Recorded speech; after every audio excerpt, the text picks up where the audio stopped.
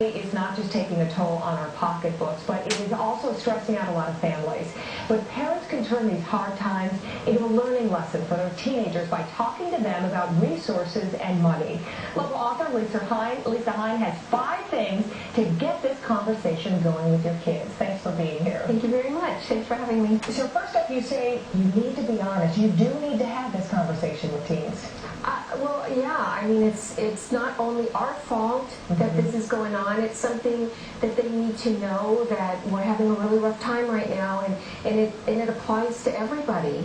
And so then you tell them the difference between I want something, I need something. Exactly. Mom and Dad, can you get this for me? Yeah, the ATM is kind of shallow right now. But it's just a thing of communicating and letting them know that, we're not weeding them out specifically. I'm sure a lot of their friends are going through it as well.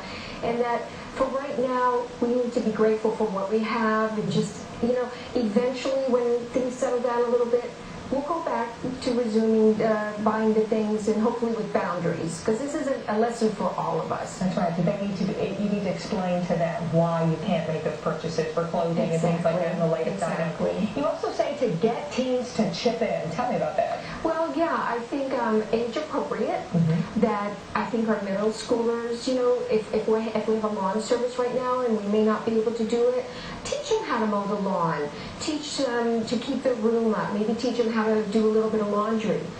As far as the high schoolers, no more free lunches. We really need to get them out, and even if it's 10, 15 hours a week, so that maybe they can help participate with maybe their sundries or something that they may need right away. And we just don't have the funds for it. And it all makes a difference. It really does, because they need to understand that, when times are tough, it doesn't just affect mom and dad, it affects the whole family. And dads really need to be honest with that too, because we don't want to feel like losers or be embarrassed that we don't have it. So I think dads need to step up to the plate and reassure the kids that it's only temporary, but we need to be grateful for what we have, appreciate it. We're better off than a lot of other families. We have a beautiful home, cars, food.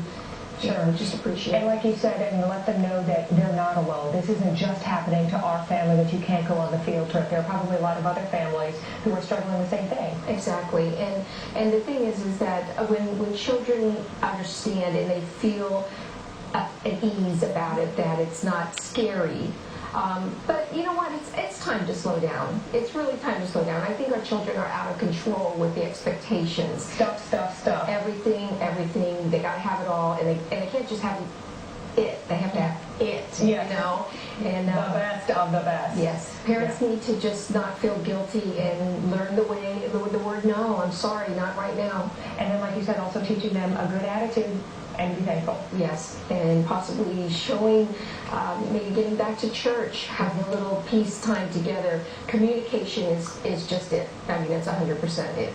All right. Being honest. Thank you, Lisa. You're welcome. And by the way, you can find Lisa's tips plus ask her questions online by going to our social networking site, momslikeme.com. It's a great source for moms all over the Bay Area.